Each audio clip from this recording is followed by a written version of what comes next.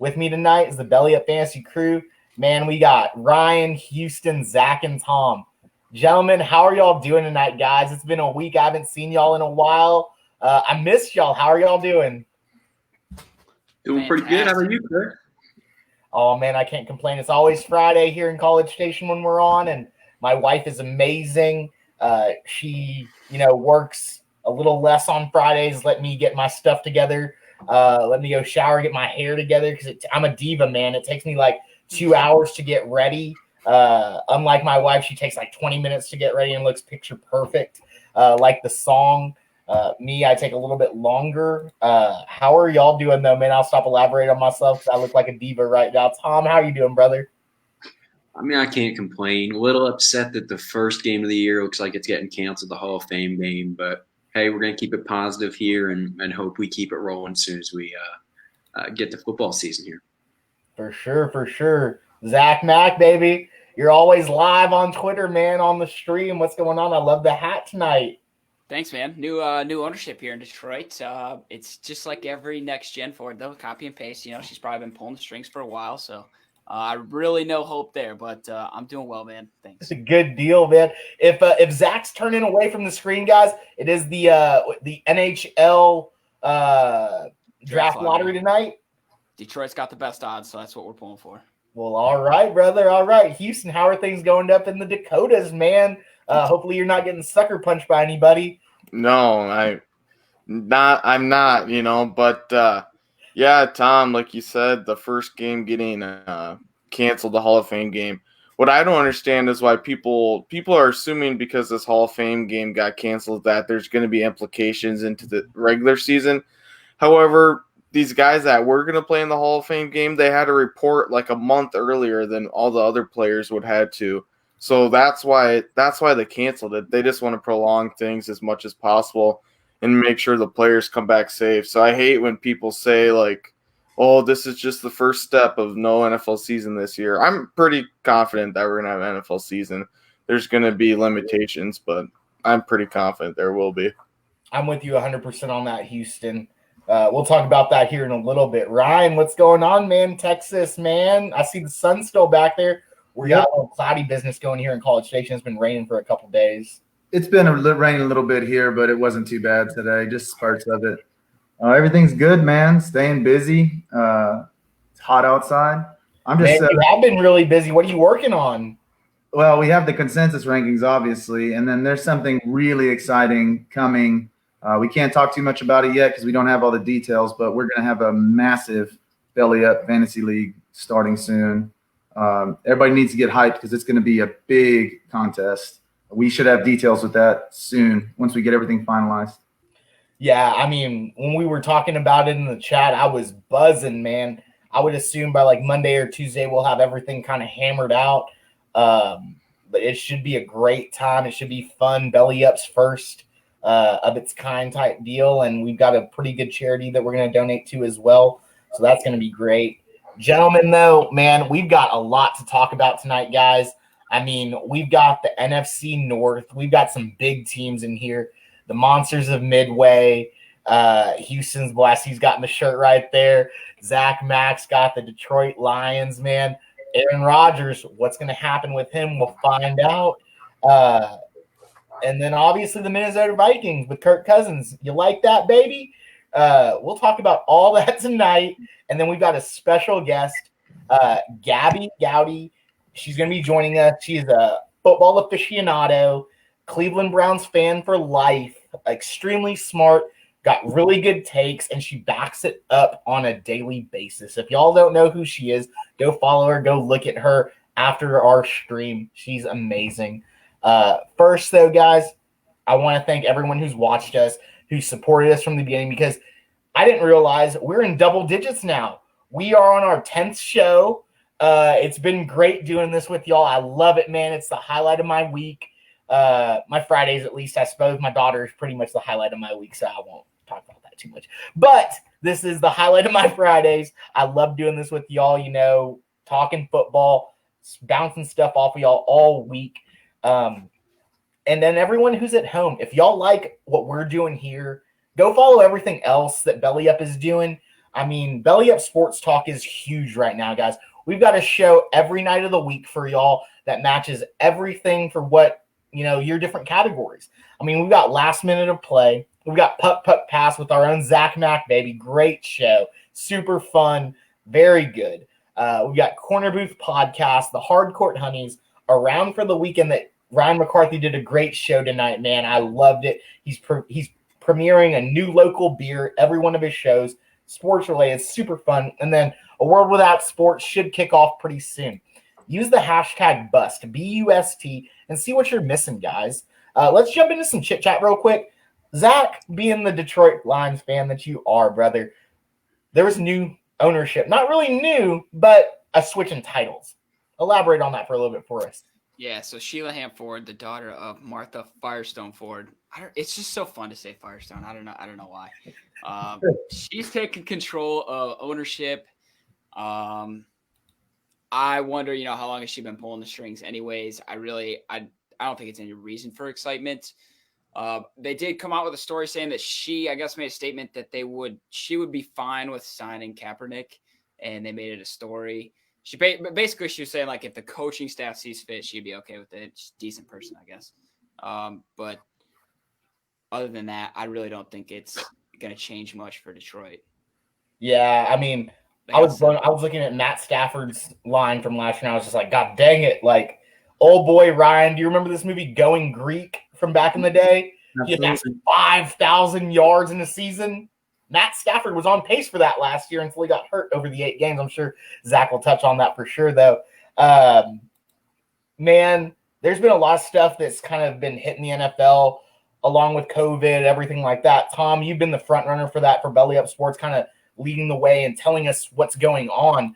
I saw the report how the NFL owners had that meeting in the vote to allow the first 6 to 8 rows for each one of the stadiums to be covered with a covering, I suppose, and then they'll put sponsors on it to make money, I suppose, since there won't be fans or whatever. What were your thoughts on all of that, man? Because I mean, you've been reading all sorts of stuff about that.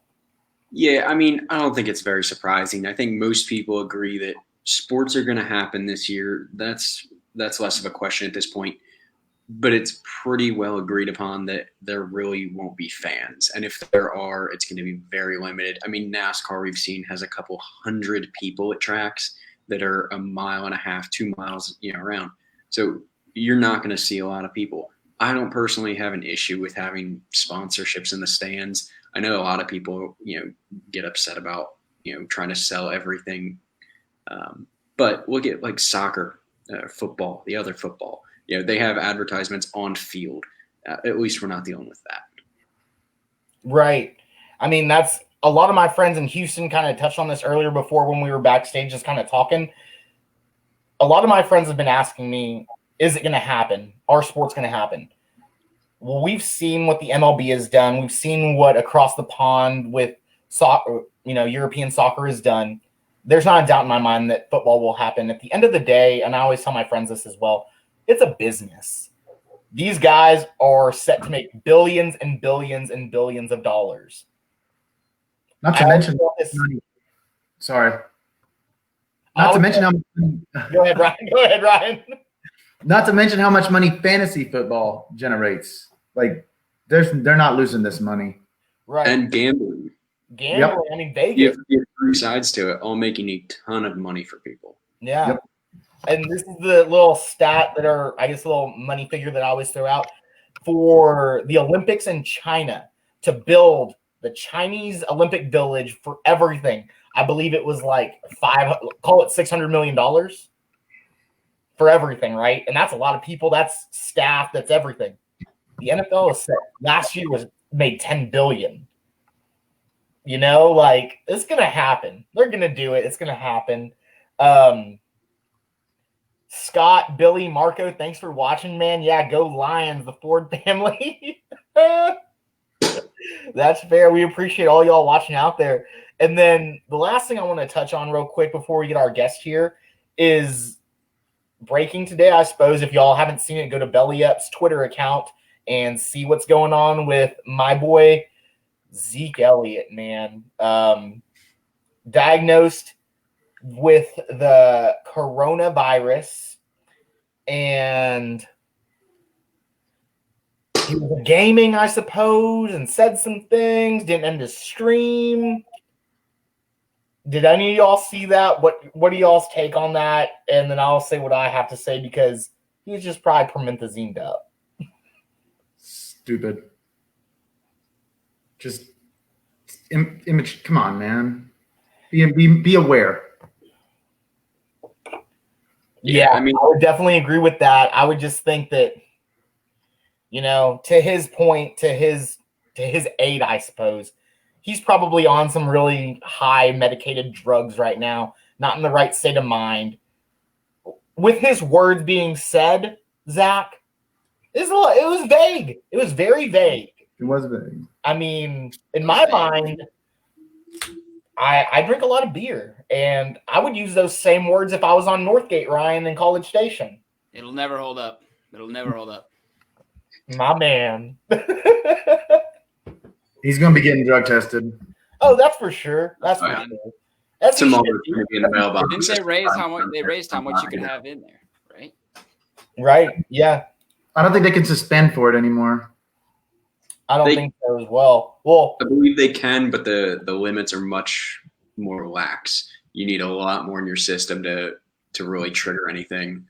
We had a little conversation about this earlier. I believe it was that 150 milligrams, or I forget what the measurement is off the top of my head. But it's only 5 of the same, unit that you need to get charged with a DUI. So you need a pretty significant amount of marijuana in your system to be suspended in the NFL now. Good old Stevie. I'm not a lawyer either, but that's like that's just kind of the saying, like putting words in his mouth type thing. He's gonna be the number 2 running back this year. He's on all my teams. I want him. He's gonna be okay.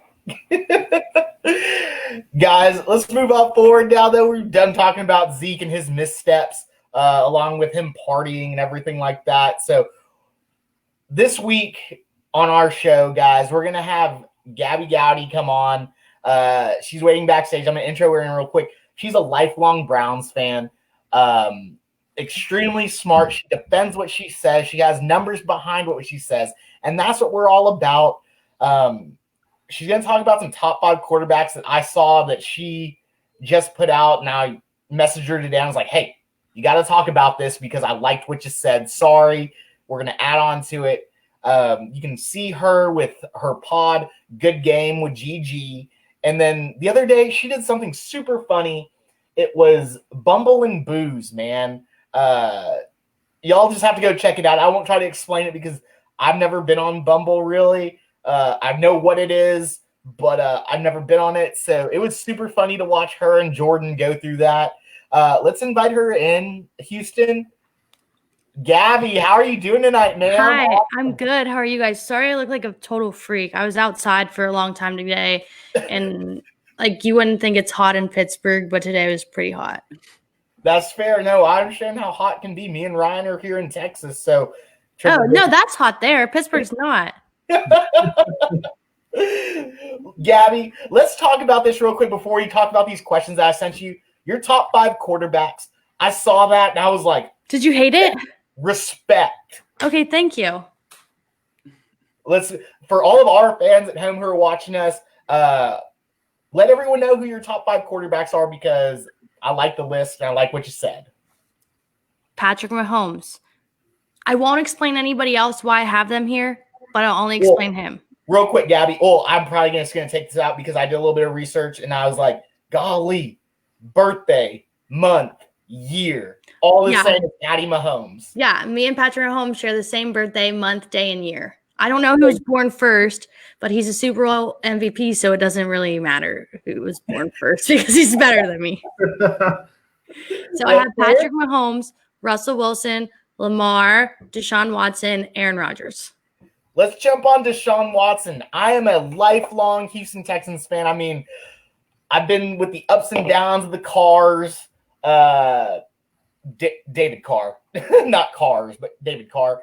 The trials and tribulations of our running back situations and our wide receivers, and then the dreaded front office. Yeah, the front office is really bad. They're really not helpful to that guy. Not at all. I mean, we have a star elite quarterback, and you're going to get rid of the best wide receiver in the league? And you made it to the AFC Championship, right? And you're going to lose to the Super Bowl winners, and then you're going to fuck over. Can I say fuck over? Yeah, say whatever you want. You're going to fuck over your own team. Like, that seems like, I'm telling you right now, like, the Browns suck. They don't make the playoffs, but we still kept everybody, and then we got better people. You gotta make it to the championship and say, forget you. So makes no sense. I don't know. Jeez. Gabby, tell all of our listeners a little bit about you. I mean, I dug a little bit, and I was like, oh, she's Greek, Ryan. She's a Phi Mu, so obviously I am. Connection right I was there. president. There we go. Big looks. I'm never say that again. I was a rush chair, so I was brought in guys. About myself. Oh God, I hate doing that. Yikes. I'm a Browns fan. I live in Pittsburgh. I'm from Ohio. I work in Pittsburgh. I pay rent to be in Pittsburgh so I can talk shit on Pittsburgh, basically. I saw that. You were like, I pay rent in Pittsburgh so I can live free in your head. Yeah, I donate money to their dumbass stadium so I can say what I want. I love it. Now, I've been talking to a couple women in fantasy football, or we have as a whole, Lindell Whirling from Fangirl Sports and Michelle from Blast and Ball, obviously now you. How did you get into fantasy football? Because I've got a daughter and all I do is fantasy football. So obviously she's going to, and you know, she's with me all day. She's going to follow me. So what brought you to fantasy football? Okay, you guys might hate me. I'm not the best at fantasy football, but I just do it because my friends do it. That's fair. I mean, that's how the majority of people are. I like memes better than stats. That's fair. So, I mean, I like the memes part of sports better than the stats, but my friends were doing fantasy football. They're like, you kind of know what you're talking about. I'm like, yeah, I know what I'm talking about. Don't say kind of. I know what I'm talking about, so let me do it. And they're like, fine, I guess. And then I've done it for the past 3 years. I'm not the best, but I'm not the worst. I haven't won ever, but I'm not last, so they don't make fun of me. That's fair. I mean, invite me back. Yeah, I mean, that's the whole thing. You guys got to keep on coming back. Now, being how is you never won, what has been your most memorable fantasy football moment? Because there's got to be a moment where you were like, oh, I snagged this guy. Or oh, my God, yeah. I had Odell and Juju as my wide receivers last year. I'm like, oh, my God, this is so good. My team's going to be so sick. I thought it was going to be so good. Well, the big problem was you had a Steelers player on your team. Yeah.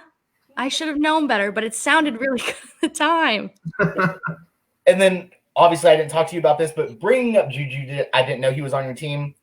Your affinity or lack thereof for Mason Rudolph. Ugh, disgust. Obviously, my wife works at A&M. We both went to A&M. Miles Garrett. Oh, yeah, Miles Garrett all day. That's right. So, I know what you're talking about. I watched the Taylor Ringgold pod of you and him. We won't dive into that. Listeners, y'all can go watch that. But it is extremely good. I said what I said, and I meant it. Hey, you got to do that, and you believed, and I believed in you. So, excellent. I've never seen Mason out in Pittsburgh, and that's probably because he's afraid of his own fans because they don't like him. You said that. He is bad. They don't like him. He is bad, yeah. I've seen a lot of other people out, but not him. Juju, I have. With his dog? No, he's just in the freaking middle of the dance floors. Aggravating people. That's fair. Gabby, tell all of our listeners and your listeners who are following us right now, what are you working on for the future? Because obviously you're all over social media and you're just up and coming. You're such a big presence right now. What can we expect from you as well? More videos. Super fun videos, Bumble and Booze, some more of that. Yeah. We're trying to make that weekly because it got a lot of good reviews. Yeah, I watched like the first 30 minutes of it. Obviously, did you? I'm sorry. I'm sorry that you did. Well, It was a the first mess. practice, it was just We didn't know what we were doing. The first one, okay, we did the first one. We experimented with it, and I don't think it went bad. We had a lot of listeners, but we just at the same time, that was like our first time ever like doing that together, and I think it went really well. But yeah, to continue that'd be fun. I have some other things coming up that I'm working on with different companies. I can't say yet, but I'm going to be doing that too. Yeah. We'll get that out of you later on when you come back later on. Yeah. Right? Yeah. Okay. Like give me like 2 weeks and then it'll be done. Perfect. We'll have you back on here pretty soon then. Gabby, also tell everyone where they can follow you on all your social media stuff because your stuff is grade A. Don't make me cry. You can follow me at Gab Goudy, GABBYGOUDY, and that's on Instagram, Twitter, and you can follow me on TikTok if you want to. Can't follow me on Snapchat, but TikTok, Instagram, and Twitter. Awesome. Thank you so much for being on here with us. Like I mentioned earlier, I mean, we're starting out. This is our 10th episode, so we're in double digits. We're super young, but the fantasy community has been so awesome for us. We definitely appreciate you coming on. We want you to come back on soon as you get everything hammered out and you can kind of divulge everything. Have a great night, and we just definitely appreciate you. Yeah, thank you so much. Thank you for coming. Yeah, I appreciate you all so much. I hope you have a great evening. I hope you have the best Friday ever, and I hope you drink a lot of beers. Oh, I will. Yeah.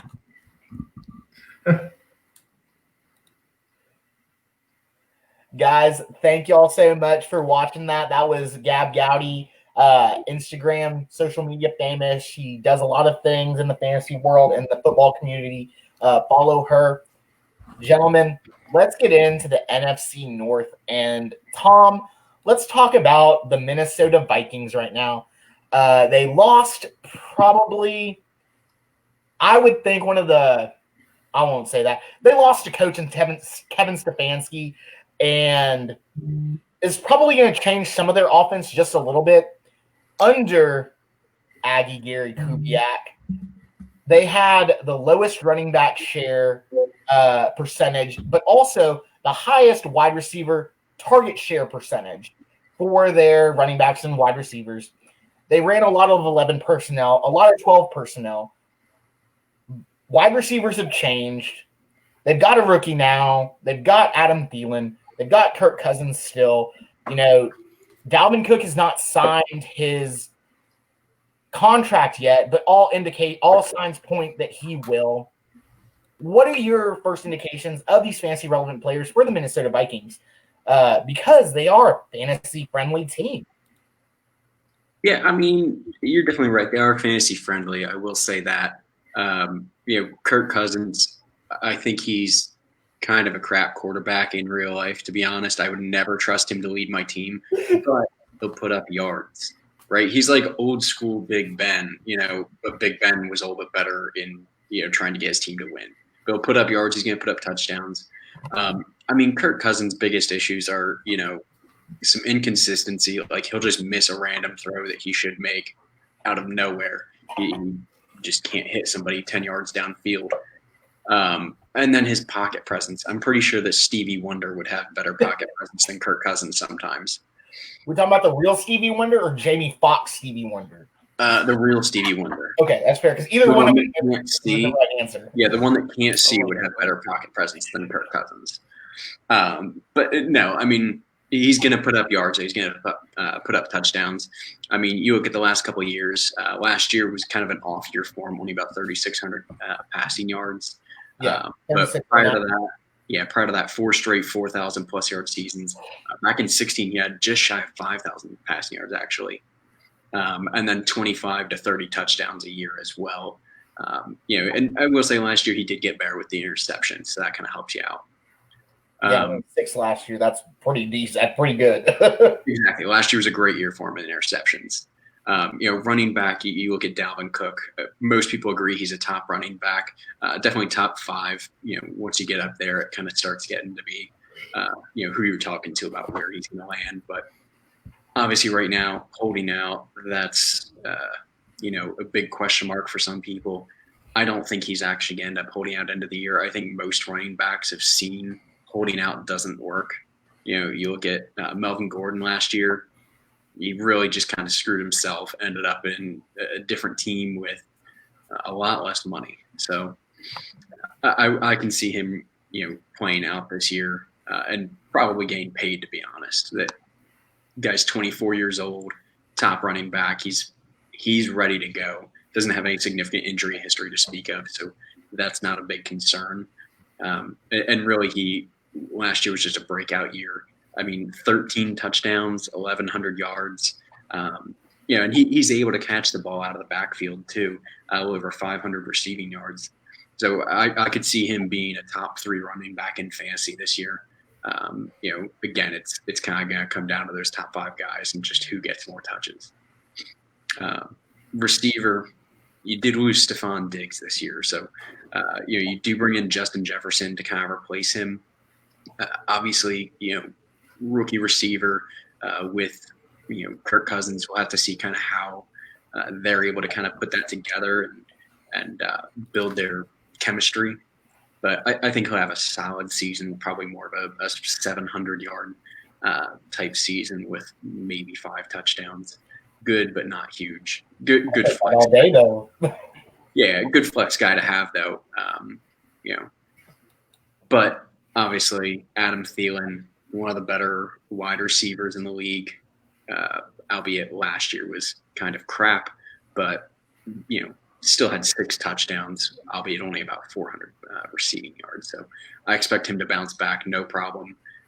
Though he will probably draw more double coverage without Stephon Diggs out there, so that he might not quite get up to that 1,200 yard season like he's done prior to last year. And then tight end, you have Kyle Rudolph. Rudolph's good, but he's really just a red zone threat. Not a big yardage guy. He's just kind of going to get the touchdowns. Last year he had 6 touchdowns, so to me he's more of a streaming guy. We talked a lot about tight ends this year. There's a lot of them out there that you can use, and really I think that you can pretty much just stream tight ends unless you have a top guy. And Rudolph is one of those guys, but again, you're going to be reliant on the red zone touches there. You also have Irv Smith Jr., who, if he's able to get on the field and get some touches in the red zone, could be a threat as well. But somebody's going to have to get yardage for them. Somebody's going to get it. It's just going to be a question of who. Most likely, it's going to be between Jefferson and Adam Thielen, though. Beyond them, you have Tajay Sharp. Not a whole lot to talk about there. Olabisi Johnson, KJ Osborne, Chad Beebe. It's not great beyond the 2 of them at receiver. So it'll be interesting to see what happens beyond that. For sure. Real quick, thank you for commenting in our live chat feed, Courtney and Michael. I am obviously drinking Bud Light, as I always do. We'll talk about your thoughts on Justin Jefferson in a second. I'll bring in Ryan in Houston for this. I got to shout out one dude, undrafted free agent from the SEC, from Texas A&M, Courtney Davis on the roster. Check him out. He's going to be my deep sleeper in like a 50-man league. But I'm going to take him in one of my leagues because he's going to score at least 4 or 5 points in one game. He's going to win me a game. For the record, yeah, buddy. But the record what on our lads talking about Justin Jefferson, we've had some heat this week talking about Justin Jefferson, and Dan not being here, that's okay because we will back Dan up. There were some stats thrown out about Justin Jefferson in the SEC at LSU in one of the best conferences in the league, probably the best conference against talent that you're going to see on Sunday night. Justin Jefferson had 100 catches out of 111 targets in the slot. That is ridiculous. He's going to get the looks from Kirk Cousins. He's going to have a better year, a better rookie year, I believe, than Christian Kirk because he's going to be the number 2 guy. Will Adam Thielen see some double coverage, Houston? Maybe, but defense is going to have to be honest with Dalvin Cook because Dalvin Cook's going to sign. They're like $3 million away, so $12 million total. Houston, what do you think about the whole Minnesota Vikings thing? Because I think they are prime this season. Yeah, it's hard being a Bears fan, so I'll try to give you my most unbiased approach here. But Just if you follow me on Twitter, I just had a little bold statement come out. I truly believe that Justin Jefferson is going to finish as the number 1 overall rookie wide receiver. I just think they have a lot of air yards and a lot of vacated targets that were left by Stephon Diggs leaving, and I don't see Dalvin Cook being used in such a receiving game as he was in 2019.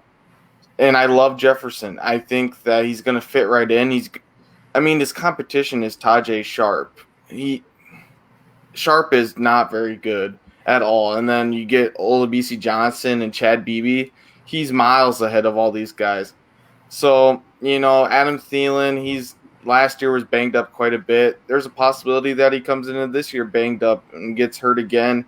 He's approaching the age 30 and he's seen injuries, which is common. One thing I like out of Minnesota is a lot of play action. Dalvin Cook, really strong with that. It'd be interesting to see what they do that Stefanski's out of town and how they'll still be run first, but it's going to be a different approach, maybe a couple more pass games. And I'll just finish with the best Kirk Cousins stat that I can offer you is Kirk Cousins 0-4 against the Chicago Bears. So I know it's not fantasy related, but I'll give that one for you guys there. I love it, man. I love it. Before we move on to the next, Real quick, I do want to touch on Courtney in the chat just asked, what are we talking catch-wise for Justin Jefferson? I think this is a good question. She said 60+. I think it's a good over-under at 60. What are you guys thinking? I'm personally taking over that easy. I think he's going to have well over 60 catches this year. Pretty sure Ryan, Houston, and I, along with Dan, got into it with somebody about projections about this guy. I believe I said that 60 was going to be like the ceiling. Is going to be more around 50. If I'm incorrect, y'all can see me on Twitter. But I want to believe that Justin Jefferson gets around 50 catches. Over 70 is kind of a lot. I think he's over 70. He's going to get the 75, 80 catches. He's going to get the targets. That's for sure. Stephon Diggs got 93 targets last season, something like that. I also think Thielen isn't going to be better. He'll be better than last year, but he's not going to be the guy that he was in his prime. I think there is a legitimate shot that Jefferson, because of his red zone capabilities, outscores him. I don't know that I'm not bold enough to make that prediction strongly, but if you told me at the end of the year Jefferson outscored Thielen, I wouldn't be shocked. I also like Courtney Davis, man. He's actually one of my deep sleepers too, just because there's not that much ahead of him that's going to be in his way. And the guy produced pretty well during stretches in college. I just getting to see him with my own eyeballs, I was like, whoa, there's definitely potential. He won A&M games. He won games by himself, kind of. RPC teams. I like Courtney Davis to make that team and to get some targets. He's not better than Jefferson. He's not better than Thielen, but he could, legitimately be the wide receiver 3. I don't think Thielen makes top 15, at least on my list. He definitely makes top 25. Michael and Courtney are asking. What do y'all think? I'd agree with that. If he's able to stay healthy through the year, he could do top 25 just because it's going to be him and Jefferson. And, if he's able to hit the field, like you guys said, I think Davis is able to get over Tajay Sharp and Olabisi Johnson. It's tough to say that Thielen's not just going to get 90 catches, at least 100 catches, just based on volume. I have Thielen at 24. You what? 24? 24 is where I have Thielen. That's there you go. comfortable. That's top 25. 25, yeah. Before we move on to the next team, I'm working on something behind the scenes. These are my projections, and these are solely my projections. Obviously, they're not what everyone else thinks. Pinto's projections for Kirk Cousins this season: 501, call it 502 attempts for 338 completions for 3,700 yards, 25 touchdowns, 9 interceptions, 35 attempts on the ground, 88 yards, and 2 touchdowns on the ground. Dalvin Cook, here we go. 250-ish attempts, 1,100 yards, 13 touchdowns, 4 fumbles. Catches, he's going to get about 53 receptions for 519 yards and about 1 touchdown. That's what I think is going to happen. Those are just my projections. If you're listening, challenge me. I'll show you my numbers that does not include anybody else on screen right now because they're all thinking I'm crazy, but that's okay. Guys, Houston, I see you up there, man. Got the Chicago Bears rocking as you always do. You've been fired up. You were the first one that was like, give me this team this week. I mean, the Bears last year, Houston, they ranked 12th in offensive plays last season. They had some 21 personnel groupings. They had some 11 personnel groupings. They had some 20 personnel groupings with 0 tight ends. With Matt Nagy, they had the highest running back target share. So that makes sense because Monty's going to get the carries. Cohen's going to get the passes, obviously. So that explains that little stat. Matt Nagy calling 37 games last season. There's some numbers on him for yards per catch through AZOT and the amount of scoring that he does.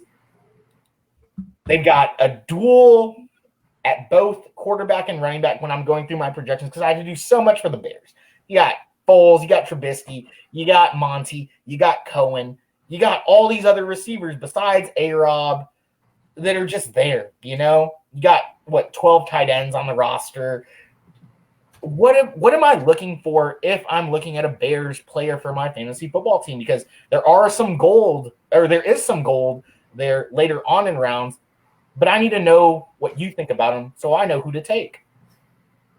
Yeah, I mean, and you're looking at an offense that wasn't very good in 2019, largely due to the play of the offensive line. Ended up losing Kyle Long and went out and got 2 7th-round offensive linemen. That's not how you build a team. And there's nothing as a fan I can do there, but brought in Jermaine Ifedi and Jason Spriggs, a couple guys on their second chance here to maybe be better offensive linemen than what the Bears currently have. Chicago Bears were a top 15 offense in Nagy's first season, his Coach of the Year season. Bears back to the playoffs in 2018. However, saw a really bad decline in 2019. People want to put the blame on Trubisky, but when you have no time to sit in the pocket and Nagy wants you to more fit his style than he wants to fit your true abilities, there's going to be downplay and there's going to be negative aspects of the game.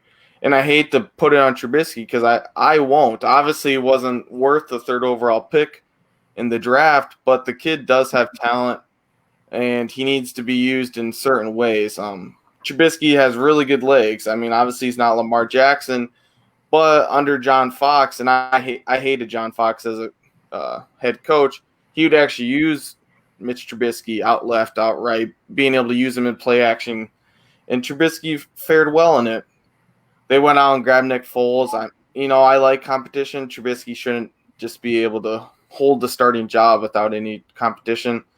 I think Trubisky will be the starting quarterback week 1. He's been working with Cole Kmet. He's been working David Montgomery and Allen Robinson. However, the current fantasy football draft ADP has Nick Foles projected as a starter based on solely ADP. I do think Nick Foles knows this offense. He really does. He's been with Nagy for multiple years in Kansas City, and I'm pretty sure that Nagy loaned Foles a car at one time or another. Like, they have a connection. They have a friendship. However, I just don't think Foles is a starter in this league, and you could say the same thing about Trubisky, but I think Trubisky will be the day 1 starter. Now, if we're talking 2021, I'd love to get Trey Lance out of North Dakota State to be the future of the Chicago Bears, but that's a different conversation. So we move on to the running backs, and I love David Montgomery. He wasn't the most efficient back by any means, and he came in being an elusive guy out of Iowa State, being able to break tackles and juke and jive, but we didn't see much of that last year. However, he's going to get 240 carries, and you're going to take him in the 5th round. 5th or 6th round. It's a good – you're not going to find guys with 240-plus carries in that way. We saw Tariq Cohen finish as the RB11 in 2018 in PPR leagues. So there's a possibility in PPR leagues that Tariq Cohen could finish as a top 25 running back just because of his passing work, and he's elusive in the screen game. And I think Nagy's going to revamp his offense to get back into that kind of format there, where he's using Cohen out of the backfield to catch small passes and taking the workload off of Trubisky as much. But yeah, I really like David Montgomery at his current draft position. It's a good spot. We're talking about Allen Robinson. This guy is probably – this is non-biased. Allen Robinson is probably one of the best wide receivers in this league, but he's been given one of the worst situations with Blake Bortles and Mitch Trubisky. I mean, with Blake Bortles in 2015, he had 1,400 yards and 14 touchdowns in his second year in the league. You look at reception perception, and he ranks in the top percentiles in every single route that he runs. He's just an elite route runner. Look up Allen Robinson route run, and you're going to see just greatness. He's a great route runner, and I love that out of him. Last year, he saw 1,100 yards and 7 touchdowns. I think he's going to continue to improve. I think we possibly could see 1,250 to 1,300 yards out of him in 2020, and I can see him add double-digit touchdowns. He's probably one of the only wide receiver red zone threats for the Chicago Bears, and I like that. Talking of the other receivers there, we have Anthony Miller. He, besides shoulder injuries, he's been pretty consistent, and especially in the back half of Memphis guy. In the back half of 2018 and the back half of 2019, he was able to help guys win leagues. So I like him. Hopefully he has a full healthy season in 2020. Beyond that, we're looking at guys like Javon Wims, Ted Ginn, Riley Ridley, Cordell Patterson, rookie out of Tulane, Darnell Mooney. I think it's going to be Javon Wims, big guy with a red zone upside. If it was more of if we need another guy to catch passes, it'd probably be Riley Ridley. I think would get more catches, but Wims would get more touchdowns. However, I don't want to own the third wide receiver in Chicago Bears offense. It doesn't have enough fantasy upside for me. Moving on to the tight ends, and this one's kind of confusing because you don't see much out of rookie tight ends in production. However, I think it needs to be known that Nagy, being under the Andy Reid tree, is a guy that wants to utilize his tight end in the offense a lot. And whether that's Jimmy Graham or Cole Kmet, I'm not sure. I think Cole Kmet probably has more juice being the younger guy, and Jimmy Graham's just getting older and can do less. But it'll be interesting to see. I'm not going to take any investments in these two guys because it's so hard and it's not a good enough offense. However, Cole Kmet, dynasty-wise, there's a possibility that he could be next great tight end because he's going to be used in this offense. However, if we're talking kickers, don't get any of the Bears kickers because if they can't win playoff games, they're not going to win you fantasy games. But I'll get off my soapbox here and let one of you guys bounce it off. But, yeah, besides David Montgomery and Allen Robinson, I'm not looking to grab anyone else in this offense. Yeah, I'm just looking at our comments real quick.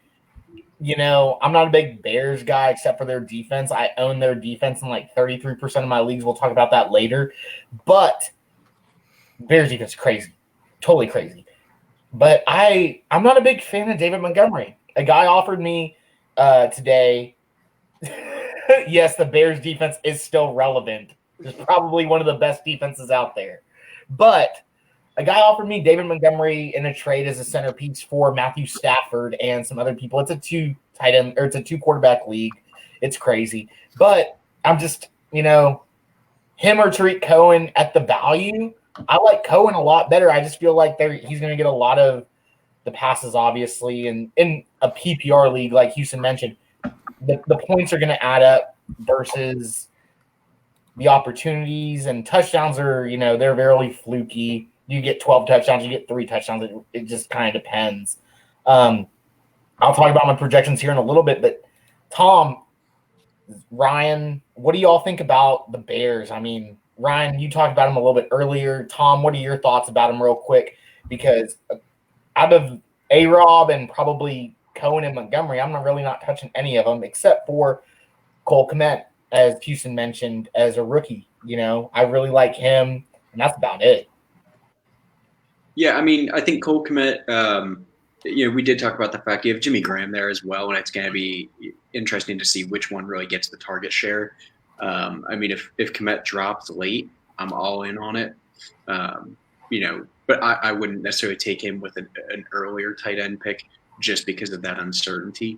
If you can get him on the waiver wire partway into the season, absolutely worthwhile to do that. I'll pull you. Allen Robinson is fantastic. So, it means more, right?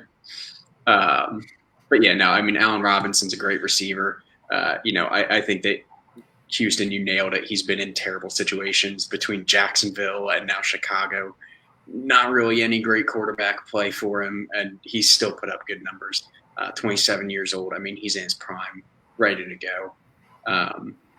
I think Cohen, we saw a lot of people in the comments here talking about Cohen. I think you're right. David Montgomery's good, but Tariq Cohen is monstrous. He's hard to tackle because he's a small guy, so that tackle box is pretty small.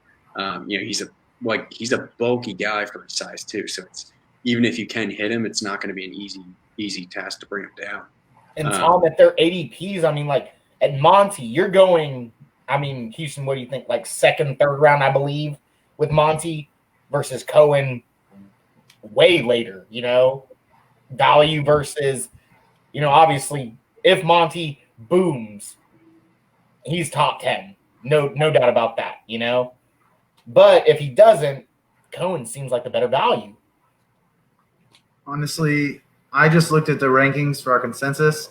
I have the highest ranking on Montgomery and the lowest ranking on Robinson out of all the other riders. Now, I'm not low on Robinson. I'm just slightly lower than everybody else. I still think in my opinion, he's borderline elite. You're lower than me than on Robinson? Yeah. Oh, wow. Yeah. I'm not going to do numbers, but yeah, I'm the lowest. But again, I still like Robinson. I think his ADP is a tiny bit high for me right now. If I wind up with Robinson as one of my starting receivers, I'm pretty happy about it. Sure. But I think Montgomery is going to get a lot of touches this year. I do think Miller is going to be decent for wide receiver depth. But I don't have a lot of exposure to Robinson because of his ADP. I like a few other guys better than him there. And I do have some exposure to Montgomery just because, well, in Dynasty, I still am very high on him. And this year, I just think he had a bad rookie year. The team around him was not good. I do expect whoever starts at quarterback to be better than the iteration that we had last year.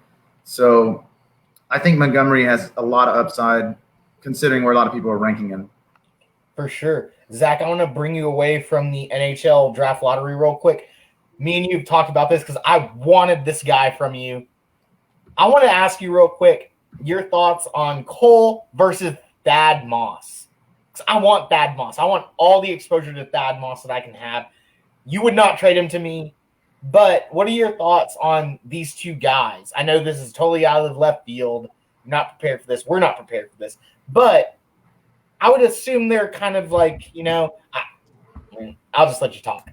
I'm invested at Thad Moss. I think he's got a real shot to be good. That's the only reason I wasn't giving him up. I mean, I see old boy play. Old boy's like his dad. Yeah. But in a bigger body. Yeah. That's what I was going to say. He's got that big body. I feel like there's always going to be a situation where he can fit into an offense. So that's why it's just in a dynasty league. That's why I'm invested in Thad Moss. That's why I wouldn't give him up to you. Yeah, no, that's 100% fair, man. I don't knock you at all because it's like, God dang it. I don't knock you for asking. So, real quick before we move on to the next team, what I've got is I went with the masses. I think that Mitch Trubisky starts, but I think Nick Foles will supersede him and take over the reins pretty soon. So, what I have is for Mitch Trubisky, my Pinto projections are 180 attempts for 115 completions, about 1,393 yards, about 7 touchdowns, 5 interceptions, 16 to 17 runs for about 100 yards, less than 1 touchdown overall if he even gets one. If he gets one, it's going to be lucky. And about 2 fumbles. Nick Foles, I went with the masses, like I said. My Pinto projection for him is 398 attempts for 261 completions, 2,700 yards, about 16 touchdowns, about 8 interceptions, 20 or less carries for about 40 or less yards because he's Nick Foles. Less than 1 touchdown. I got about 6.6 on the touchdown, so real low, and then about 2 fumbles on him. For the running back situation, this was really tough for me because I wanted to believe in David Montgomery just because of Houston, just because of tags from Fantasy Pros. They're huge Monty fans. I don't doubt them because he's a great athlete. He's got so much talent, guys. But for the value, I had to have Cohen up there. For Monty, what I had, though, for my Pinto projections was a little less than the 240 like everyone is projecting. I went to 234 and 2 for about 900 yards, about 7 touchdowns, 2 fumbles, about 16 to 17 receptions for about 180 to 200 yards, less than a touchdown on the receptions, and about a third fumble, so about 0.66. I'm sorry, 2/3 fumbles, about 2.66. Cohen, I had 64 carries, so not that much, for 213 yards, 0 touchdowns on the ground because Monty or the quarterback will get that, or maybe even the fullback. But this is where I was blown away by Cohen. 79 receptions were my projections at about 450 yards, 3 touchdowns. That breaks down to about 5 receptions a game, 28 yards per game. That's low. That's super low for what he can do in that offense, like Houston mentioned, with that new offensive line. Crazy. So I'm really high on Cohen this year. I haven't worked out my wide receiver and my tight end guys, but that's what I have right now. Obviously, I'm really high on some of these people. Some I'm really low. I want everyone who is watching this to repurpose this and challenge me because this is just what I feel. Obviously, this is what I feel, not what everyone else does. All of our other guys will come out with their projections here pretty soon, and we can go to town on all of that. Zach, you got a beer? You got something to drink? Because if you don't, let's just do it real quick.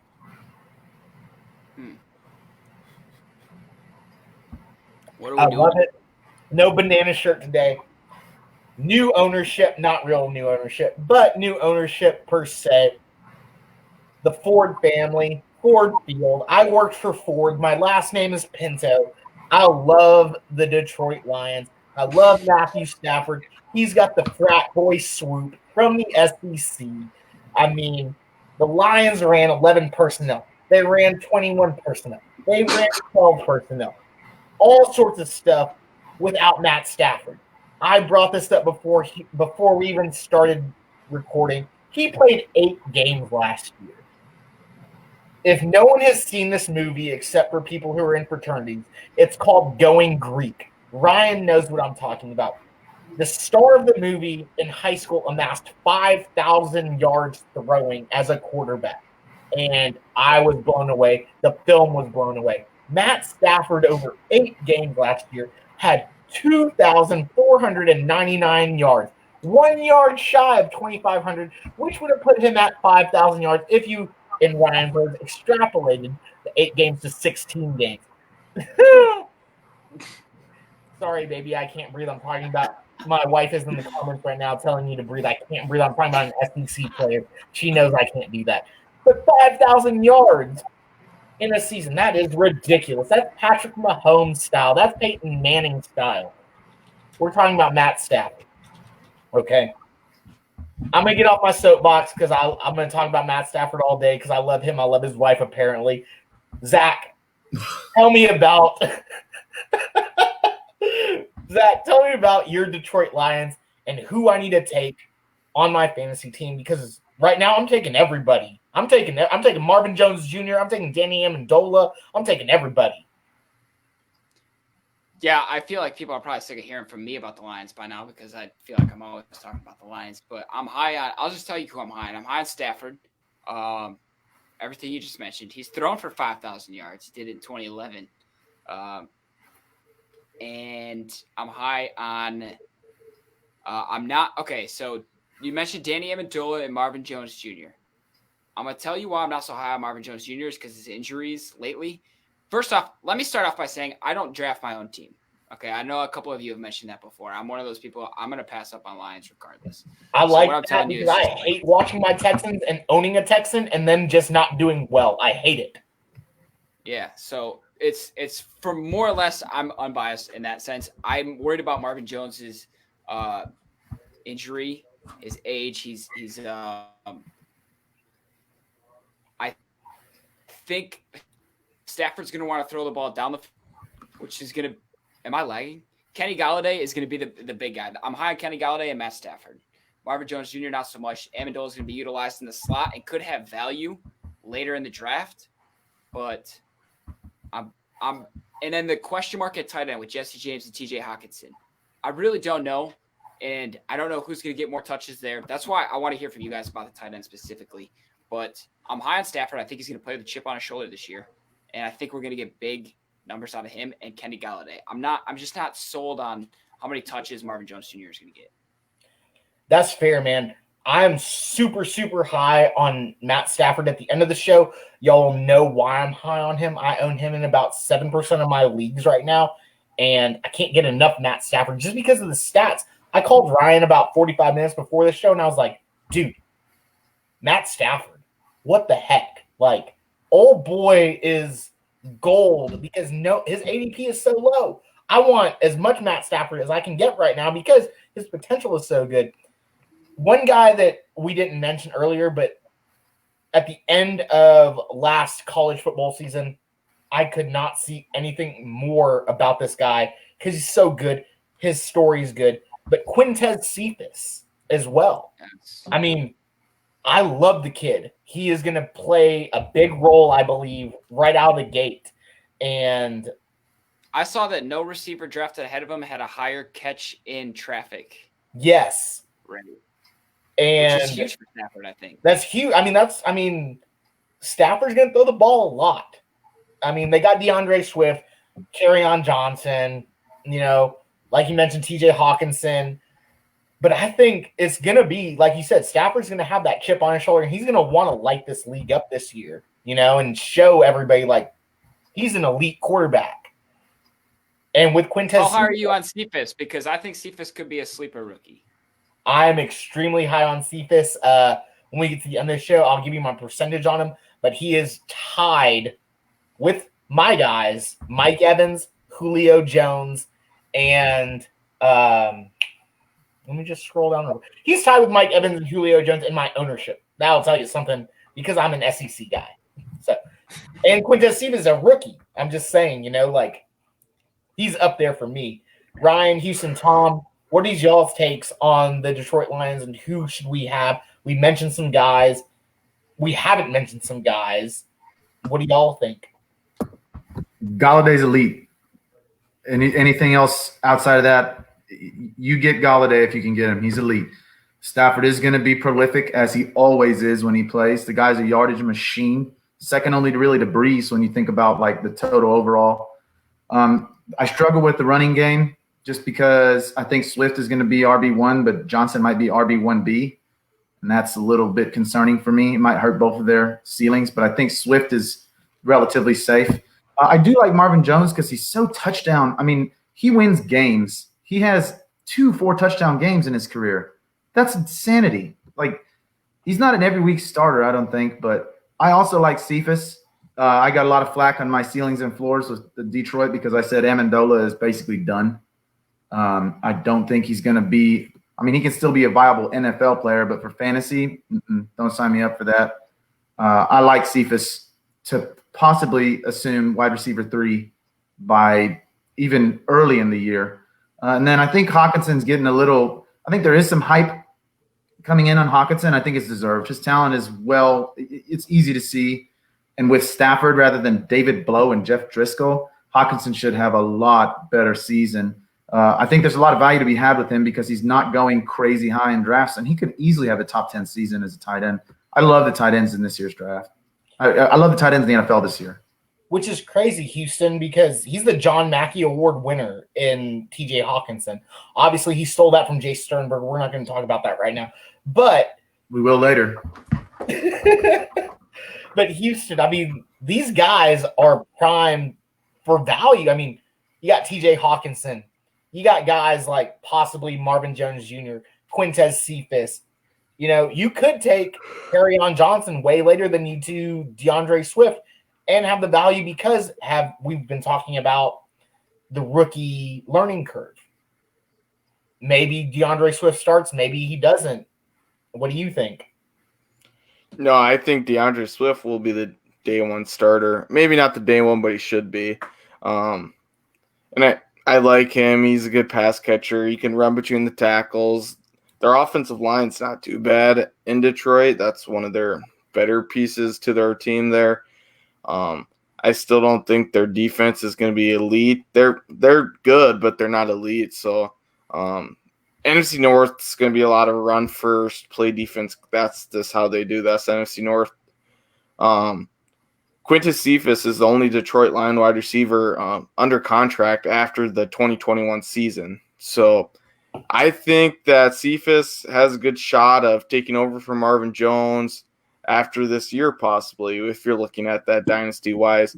That's not a slam at Marvin Jones, but I think Marvin Jones, there's a good possibility that he could pick up his stuff and leave after this year, go find more money, go play in his destination that he's going to be in a better spot to win a Super Bowl before he leaves. Nothing against Detroit. I just don't think they're Super Bowl ready right now. Galladay, he's really talented. I'm not going to say he's not, but he only had 65 catches last year, and how is he going to contend as a top 10 PPR fantasy wide receiver with only 65 catches? That's the only thing I worry about with him. Standard leagues where you're not getting any extra points for a catch, I love him because he's a big touchdown guy. So in standard rankings, he would go up the board. In PPR, I have him outside our top. I think I have him as my wide receiver 14 just because he's only going to – even in 2018, he only had 70 catches. And he's seeing over 130 targets. So it's not like he's not getting the target share. He's just not – I don't know what the deal is there. Probably not catchable targets when you have David Blau and Jeff Driscoll throwing you the ball. But, yeah, I think the NFC North is going to be interesting. It's hard. I don't know who's going to do well. I hope the Bears do well, but I can see the Lions having a good year. So it's interesting to me. I think Houston brings up a good point about the Detroit defense because last year they were so bad at pass rush and they didn't really add any of that in the draft.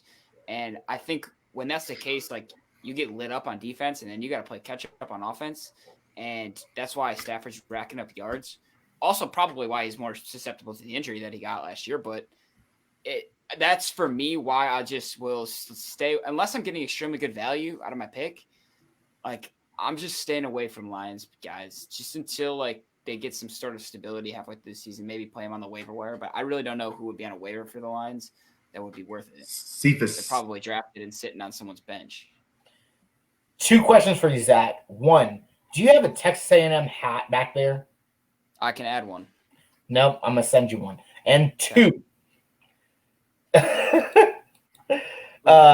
Number 2, Ryan, you see a little Slayton fan action in our comments over there. I love it.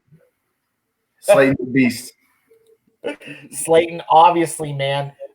Pinto projection for Matt Stafford.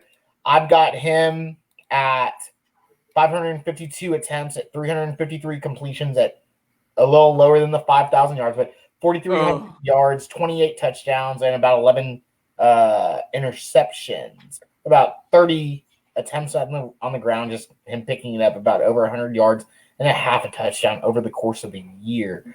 I think that the Lions are prime as well. I think this division is really up in the air, like Houston said, and anyone could probably take it over.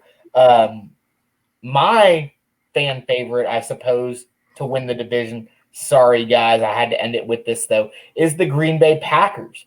Ryan, the Green Bay Packers, who I think might win the division just because of the people that they have on their roster, the coaching staff that they have.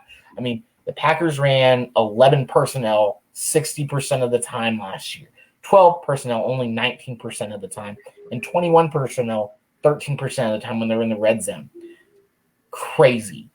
Matt LaFleur as a coach, calling 32 games last season, had the lowest pass TD rate with Aaron Rodgers across the NFL. That's crazy. Aaron Rodgers and Matt LaFleur, the lowest TD rating in the NFL. We're talking everybody else, he's last. So that being said, how do you feel about the Packers not drafting quote unquote anybody to help Rodgers. I mean, their offensive line lost some people. You still have Aaron Jones, free Aaron Jones. I'm a UTEP minor Aaron Jones fan till I die. They've got some decent receivers who, I say decent, but Javonte Adams on some people's boards is the number one wide receiver. And you've got some other guys that are huge. I mean, ESB, MBS, huge guys, Jake Kumro, who are just big dudes. And then one of my personal favorites as a pass catcher for Aaron Rodgers is the 2018 robbed John Mackey Award winner, Jace Sternberg from the University of Texas A&M SEC division. Ryan, what do you have on these guys? Because I think they're one of the best in the division. In the conference. Firstly, JT, thanks for watching, man. Have a good night. Yeah, I see the Packers. So I see Aaron Rodgers going nuclear this year. Nobody does a chip on his shoulder like Aaron Rodgers does a chip on his shoulder. And the fact that people are ranking him outside the top 10 quarterbacks when this guy's already a Hall of Famer, he has by far the lowest interception ratio in anybody in NFL history. I mean, he's an MVP, he's a Super Bowl winner, and the stats, I mean, he has 47,000 yards passing. That's a ton of passing yards. Incredible. Yeah, and again, he has the highest touchdown interception ratio in NFL history by a huge margin. Second is like Brady, and he is like a full 1 percentage point lower. Nobody's even close to him. Nobody probably ever will unless he goes on an interception spree. But I love we had Gabby in earlier. She had him at 5. I mean, I don't have him that high, but that made me excited. I have him at 8, if I'm not mistaken. I could see his 5. I could see 1. I think he's one of a small group of quarterbacks that can be the QB1. He's done it before. He can do it again. He's not that old. I mean, he's 36, turning 37 in the season. As we've seen, quarterbacks can do it better. He doesn't rely on his athleticism as much. He's just the guy's got a heck of an arm and pinpoint accuracy. He doesn't throw picks. He doesn't turn the ball over. He's smart. I'm just telling you, I'm trying to get exposure to Rodgers this year because I think his ADP is off. As far as running backs, Aaron Jones is probably not going to do what he did last year. That would be improbable. He scored a lot of touchdowns. But Aaron Jones is still a really good back. And his issues before this year were more so off the field than they were on the field. When he finally got to stay on the field for a full 16-game slate, I mean, 16 TDs rushing, 3 receiving, that is a dream scenario. I'm looking to get exposure to Jones, but he does have a pretty high draft capital. The tricky thing for me is Jamal Williams or A.J. Dillon. Jamal Williams hasn't exactly been unimpressive. He's just not seen the touches that Jones has. He's not been bad. So the addition of Dillon didn't make that much sense to me, but I'm wondering if they don't want to pay Jones much later on in his career. So maybe Dillon is the future there, the answer for that. But I really don't want that much exposure to those two guys because I'm struggling to see. They're saying they're going to be a 3-headed backfield. I don't like a 3-headed backfield. Jones is going to be the guy, and the other two are probably going to shift carries, especially with Dillon. They invested some draft capital in Dillon. I don't get it. Now, when we move on to receivers, obviously Davante Adams is a freak. He's a beast. There's no denying how good he is. He has top wide receiver potential. Again, I do think Rodgers is going to go nuclear, so it should be Davante Adams that reaps the most benefits of that. The guy's just a beast. There's nobody's going to rag on you if you take him. I mean, for me, I think the only guy that you can say for sure should go over him is Michael Thomas, and even then, I'm not going to argue too hard against that. Davante Adams is special, and I think the quarterback, he's good with Rodgers. Like, he has a relationship with Rodgers. Rodgers is more comfortable with him than anybody else. I mean, you saw what Jordy did with Rodgers for years, and that's Davante now. He is the guy that Rodgers is most comfortable with. The next receiver is tricky. Again, I don't know why they didn't address this in the class that was so deep in receiver. I mean, the hype seems to be Alan Lazard right now. I'm not buying it. I don't think he's that special. He did come on late a bit and not suck, I guess. He was okay. But I just don't see – I mean, he could be a weapon situationally for them. But as the wide receiver 2, I mean, that's not a good wide receiver. None of these guys are good wide receiver 2s. You have MVS, who was the Alan Lazard of last year. I'm not that high on him again this year. I don't like the preseason hype of, somebody's dominating, because they said the same thing last year about MVS, and I fell for it, and I got a little bit too high of exposure with him. He burned me. So I'm backing off of Lazard a little bit. I think Adams is the sure thing. But then you got guys like, honestly, I like Jake Kumaro. I thought he flashed a couple times last year, but he might not even make the team. You got Funchess, who they just signed. He's probably going to make the team. He is that red zone threat. So are those other guys. Lazard and MVS are both as tall or taller than him. And they have a good tight end, which I'm coming to later. So I don't know which of these guys is going to be the guy. And I'm very hesitant to listen to preseason hype because I think it's full of crap. I think more often than not, they're just saying stuff that maybe to tell the other defenses, hey, we're going to so-and-so. And now you got the defenses game planning for Alan Lazard, and it's Jake Kumaro. It's Jake Kumaro, 6'4", too. All those guys are huge. It could be any one of those guys. Funchess has the most experience, but, I mean, he hasn't really been that impressive. Who do you take out of these? Equinemius St. Brown, another guy that is potentially – all of these guys are 6'4" or 6'5", every one of them. So red zone targets, I like it. I don't see them catching many balls because Adams is going to soak them up, and I think Jones is as well. And then coming down to what I'm really excited about, and I do want to get some exposure to, is Jay Sternberger. The guy had one target last year and no statistical stats whatsoever. That is anomalous and weird. I'm wondering if there was just an adjustment period. I mean, I know Jimmy Graham was ahead of him last year, and Jimmy Graham was not that impressive, but he still had like 3 touchdowns and 450 yards. Like, when you're looking at tight ends, that is not the worst you could do. I think Sternberger's better than the shell of Jimmy Graham. Sternberger's last year at A&M was a monstrous year. He only had 48 catches, but he turned that into 832 yards and 10 touchdowns. Like, efficiency with his looks was like his way better than TJ Hawkinson. I'm not going to go there, but I am going to say that they could have comparable seasons. Zach. I'm not going there. Zach, don't hold me to that. I got Hawk ranked higher than Sternberger, but I do have Sternberger ranked decently high. I like him. And the thing is, like, Rodgers, if you looked at his career, he's never had, like, really that elite tight end. He had Graham after he was really, really good. He had a few years with, like, I mean, you couldn't even name a lot of these guys. They haven't been that good. I think Sternberger has potential to be an excellent tight end. And who else is Rodgers going to throw to? I don't like any of the other receivers very much. So I think Sternberger, by default, because he's going to be seeing a high percentage of the snaps, is going to get some counting stats. I think where his ADP is, I'm actually doing an article right now on he's included in it where his ADP is, the value's there. I mean, even if he doesn't perform that well, you're not going to have to use a very high pick on him unless you're drafting with Pinto or me. It's not going to happen. So you can get Sternberger late. I do think Green Bay is going to be prolific this year. I wish I knew which one of those receivers is going to be the one that's going to get – it might be spread through all of them. I mean, I don't like any of the receivers, but Devontae Adams, sign me up. Chase Sternberger, sign me up. Aaron Jones, sign me up. And then get me Aaron Rodgers shares. I will wait on a quarterback. If Rodgers is still sitting there, I will wait. So I do think this is an offense you want to get an exposure to, but you've got to be careful about which one of those receivers you get exposure to, because other than Adams, nothing is a sure thing in Green Bay right now.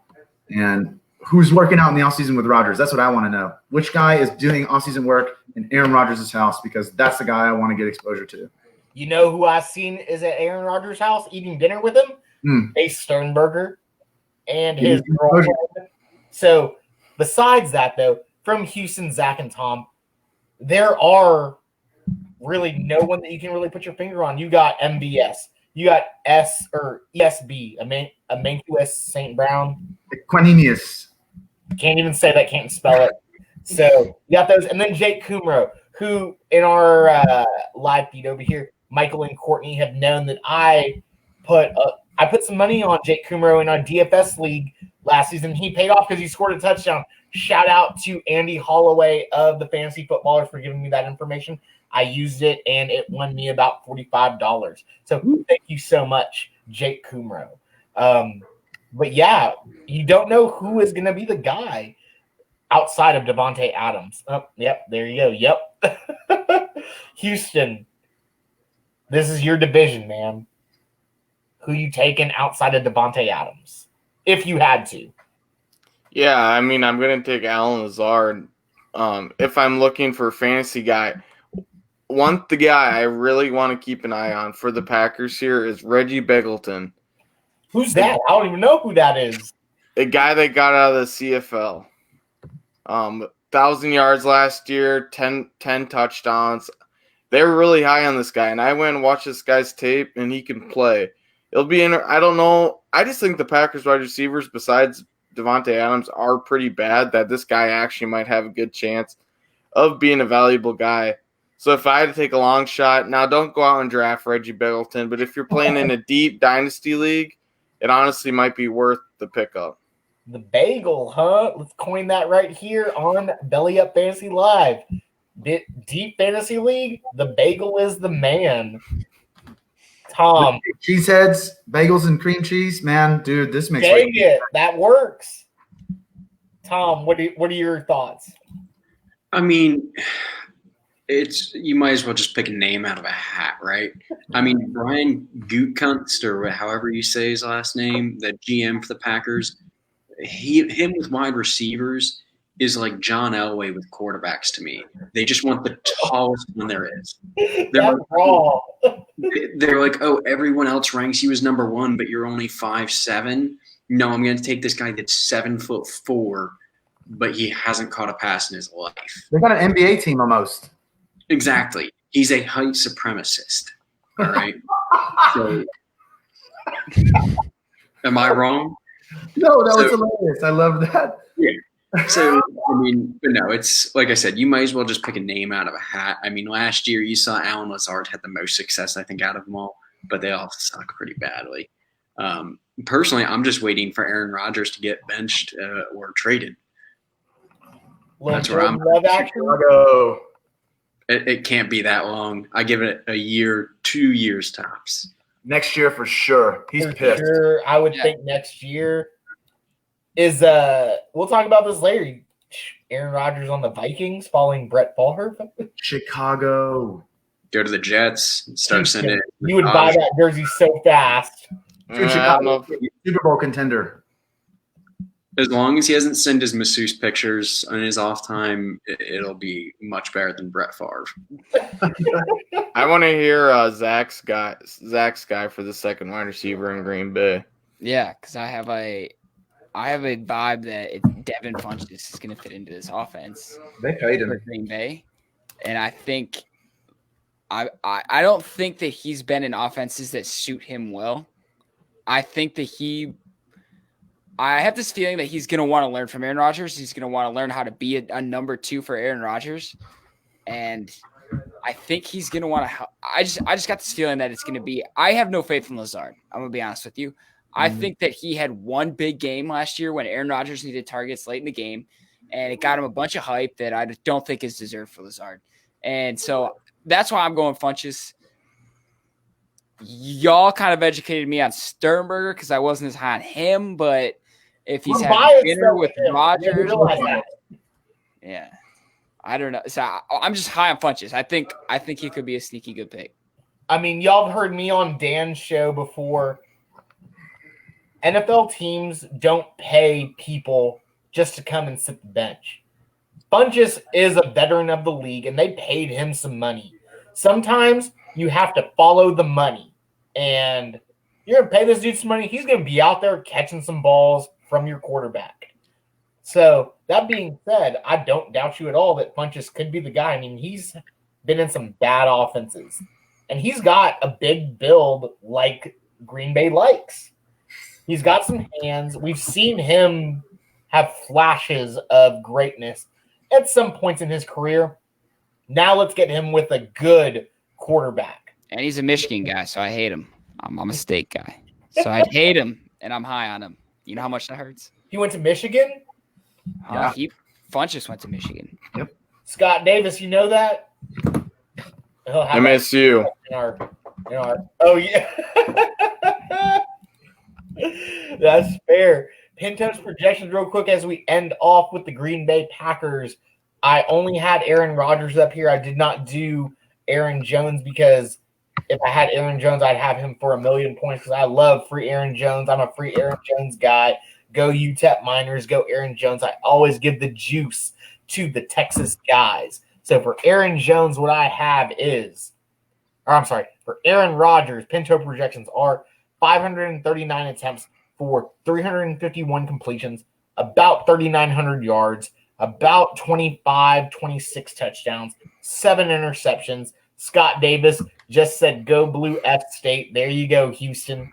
And about 44 attempts for about 200 yards, 1 or 2 touchdowns on the ground, and about 4 fumbles, just because I feel like that's what he's going to do.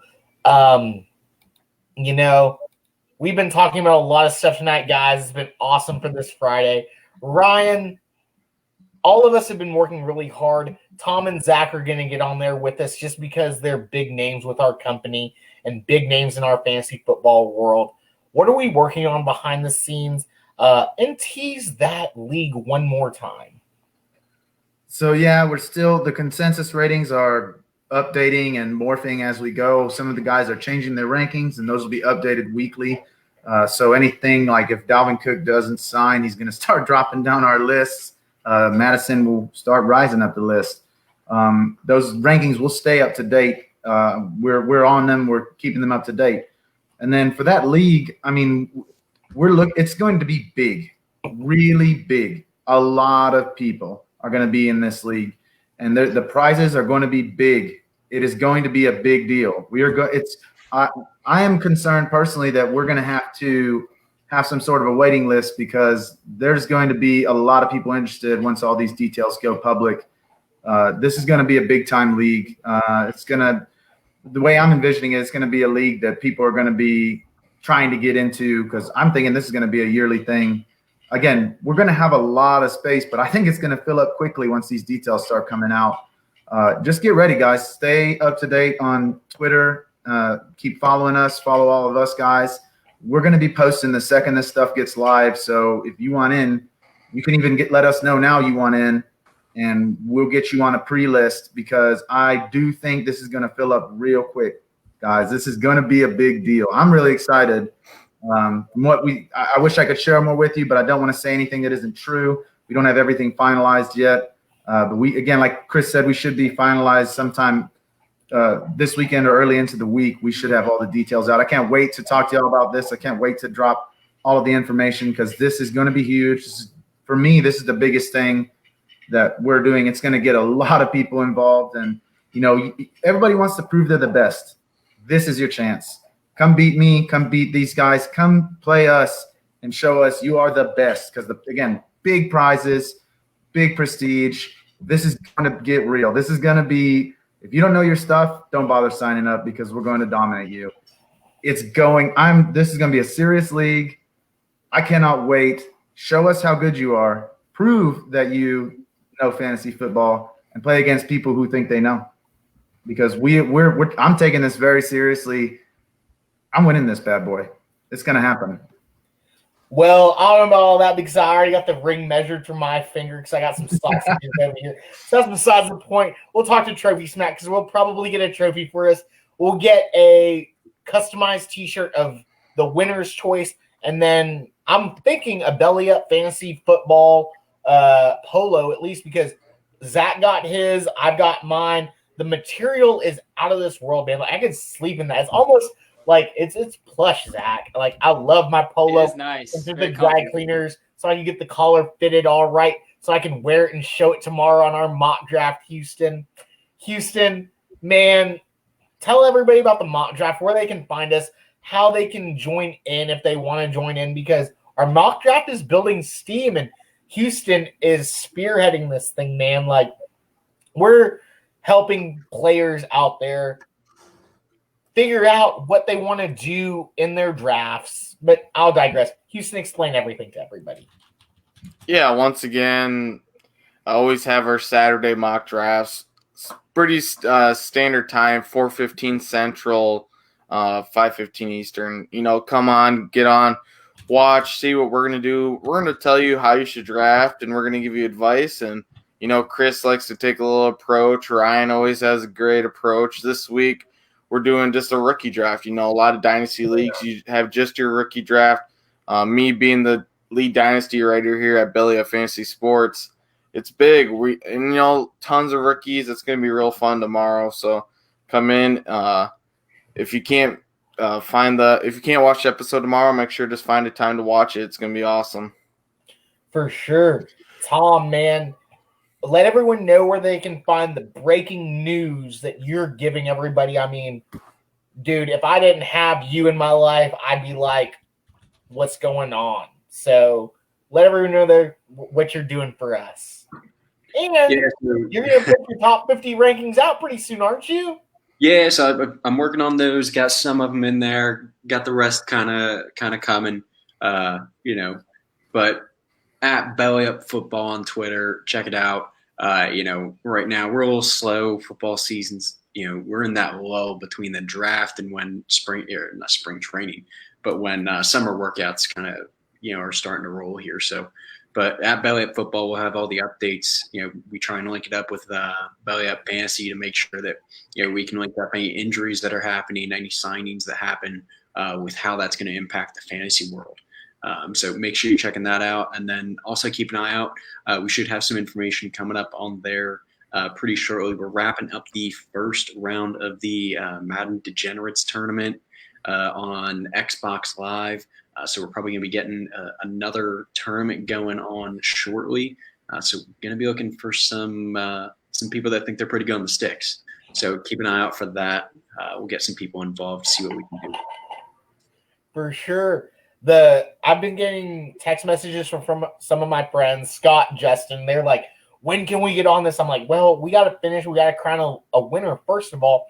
And then we might do a little fans versus favorites type deal with Tom hosting everything.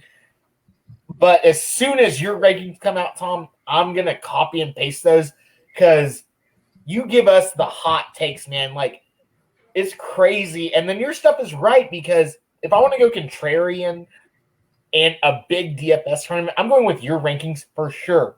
Last weekend, I used Ryan's rankings in our mock draft, and I was frustrating the heck out of him because I was taking all of his players before he was, and my team looked really good. If I'm in a big DFS league or big DFS tournament, I'm trying to win some big bucks, I'm not going to go with the masses.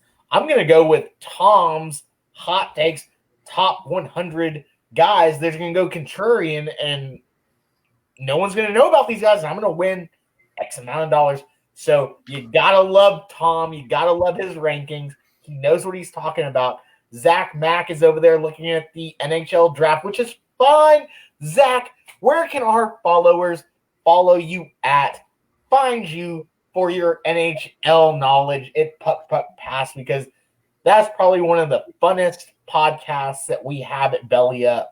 And then all the stuff that you do on your social media is just so funny, man. Like, I wish I was that funny. I'm not that funny. I'm just me.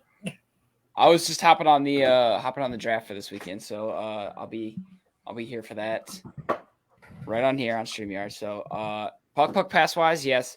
It said at the beginning we were paying attention to the NFL Draft Lottery, and we had the best odds for the number one pick, and that's what we were shooting for. So here's the update. I'm absolutely devastated. As soon as we're off here, I'm gonna go curl up on my couch. I'm gonna cry. It's like a river. We got the fourth pick, and the NHL is so dumb that the number one pick is now TBD. So it's whoever. It's going to be one of the teams that loses in the play-in round for these playoffs that could still possibly not even happen. It's a shit show, okay? So go follow Puck Pass. We're going to cover it. We're going to let you guys know. And I'm probably going to get over it by – I gotta do my top 50, so I'm going to add that to the rankings. And then I'm going to release stuff on Twitter with my top 10s and all that stuff. I'm going to get into fantasy football since hockey's making me sad. We need you here, Zach. But I mean, you got the good knowledge too, man. I mean, I'm just saying, between you and Tom, there cannot be more contrarian people out there because I'm going to follow some of the masses like I did with Nick Foles versus Mitch Trubisky. But you have to have the contrarian views because if you don't, you're lacking. And we want to give everyone who's watching us all sorts of different aspects.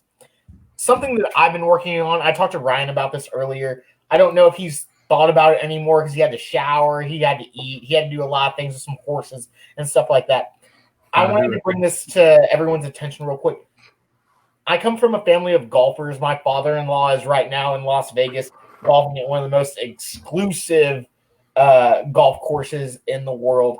And I'm just thinking about something. When you are a golfer and you want to get better at golf, you go to a golf pro. The first thing that they do is give you a bucket of balls, and they tell you to hit them. Here are your clubs. Hit these balls. I'm going to watch, and I'm going to see what you do. I kind of took that into fantasy football, I suppose. And, I was not a big fantasy football guy in my mind until this year when I joined Belly Up Sports. So I was like in 3 or 4 different leagues, and I thought I was really good. This year it's not even the season, hasn't even been divulged yet. I'm in 37 different leagues across best ball, dynasty, redraft, and a crazy league that's got 32 different guys in it. Full IDP. We're doing 50 rounds. It started 4 weeks ago, and we're still in round 13. Like, it's crazy. So the numbers are skewed. But what I wanted to do was group my guys and kind of see how my guys are going versus ADP, if I'm reaching, if I'm not reaching, if I'm getting a good value, because I want to know for myself, how do I become a better fantasy football player? And that's what we want to do for you guys. So I'm going to use myself as a guinea pig right now and hopefully give you guys this information later and use these algorithms as a unique fantasy football algorithm for each fantasy football manager and know what you're doing and know what kind of exposure you have. So I'm not going to go too much into this because I don't have everything set in. Later on, when Dan comes back and he might help me with this, Houston will help me with this because this is the first time Houston's heard of this as well. Out of 37 leagues that I'm in, guys, I've got 80 quarterback positions, 207 running back positions, 163 wide receiver positions.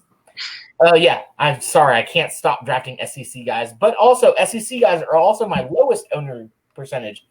My highest owning percentage at quarterback position, Houston, is at 8.26% out of the 80 guys that I have is Jared Goff. Underneath that is at 6.69% at Matthew Stafford. So, I'm not reaching for Matthew Stafford. I really wish my Jared Goff percentage was a little bit lower and my Matt Stafford percentage was higher, but I guess that's the way that things are falling for me, and that's just something I'm going to have to work on. At my running back position, Ryan, Tevin Coleman at 8.82% is my highest owned running back across 37 leagues. I know you have zero exposure to Tevin Coleman, but according to my percentages, I think he's a league winner. At my tight end position, excluding Darren Waller, who I will always reach for, is Blake Jarwin, and then our guy, Jay Sternberger, at 7-point-something%. What really struck me and why I called Ryan today and asked him was like, what am I doing? How do I get better? Is my wide receiver position. I've got 7 guys tied for my second position at wide receiver at 3.18% between Mike Evans, Cooper Kupp, Robert Woods, Brandon Cooks, Deontay Johnson, and a guy I mentioned was Quintez Cephas. The highest owned guy I have, Scott Davis, is your guy, Tyra Williams, at 6.63%. I mean, that's ridiculous. This dude has Derek Carr throwing him the ball. How do I have the most ownership from this guy? And then if you want to look at kickers and defenses, Justin Tucker is my kicker at 12%. And then Houston's Chicago Bears at 33.3%, which I alluded to earlier, is my most highest owned defense. I mean, we're going to work out a way to help fantasy football managers utilize this algorithm that I've worked out to help them. But I mean, I'm not reaching for some of these guys, but how does this help me, guys? I know that y'all don't know anything about this. Ryan was the only one that I talked to about, but Houston, I really want to know what your insight is on this. Yeah, and I think keeping track of your ownership is a great idea. It really is, and I'm glad you're doing that.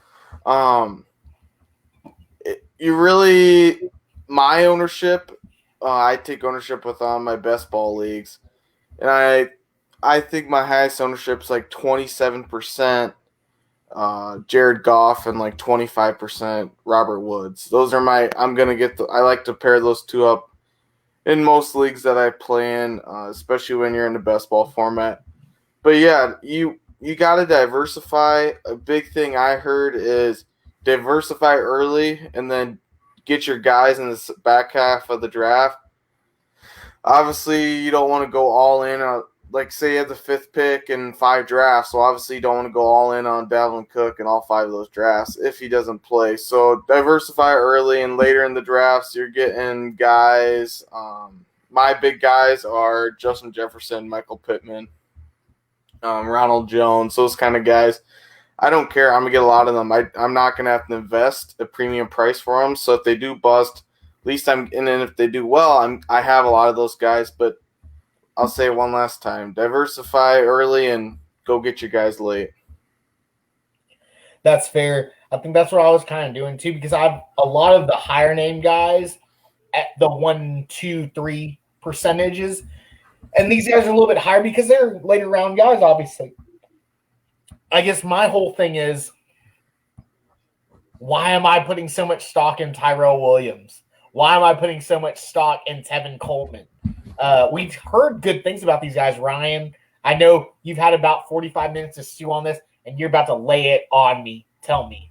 Right. So I don't know that this is going to help you so much on those early guys because draft positioning is so fact. How can you have extreme exposure to CMC or Saquon unless you have a top 2 pick? It's going to be difficult to get those guys. But where this really is going to reveal to you either flaws or strengths in your own rankings is going to be a guy like Tyra Williams. The reason your exposure is so high is because, according to your rankings, he continuously is available at a value you're comfortable with. So if you are seeing Tyra Williams on the board, you're thinking, okay, in my rankings, this guy is worth more than where I am right now. So all it's doing is it's pointing out, maybe more than anything, where your rankings are different than every other guy that you're drafting against. And the bigger you being in more drafts is going to much more clearly lay out who, and then you can decide for yourself the why. Why am I so high on Tyra Williams? Well, it's because I have him valued higher. Like if you looked at mine, Darius Slayton would be at like virtual 100% exposure. Why do I have that much in Slayton? Well, because my rankings have him significantly higher than the ADP. So I either need to look back and say, maybe I have Slayton ranked too high, or wow, I'm getting massive exposure to him because I can wait and get him later. And even though I have him ranked higher, people don't see that. So this is a guy I can look at later. So maybe I don't need to address wide receiver early in the drafts that I'm looking at, thinking, am I going to be able to get another wide receiver? Yes, the Tyra Williams, the Darius Slayton, he's going to be there. If you're comfortable with that guy, I mean, I guess a little bit less on Tyra Williams, but I love Tyra Williams too. I think he has real value. He's a big red zone target. So to me, what it's doing is it's pointing out strengths and weaknesses in your own lineup, in your own rankings, excuse me. And then it's showing you, okay, if I have massive exposure to this guy, why? Does nobody else like him? Am I reaching? That's the other thing you got to really take into consideration. Because I probably reach on Slayton every once in a while. So do I need to be more careful? Another useful thing to do, and this is a big project, but something to think about, is to take all the guys in your other leagues, find out where they're going, and then look at where you're getting. So say you're seeing Tyrell went in the 12th round in this, and you got him in the 11th round in this draft. Versus Why did you go earlier? 13th or the 9th. Right. Was my I'll do that. Yeah, I'll do that for sure.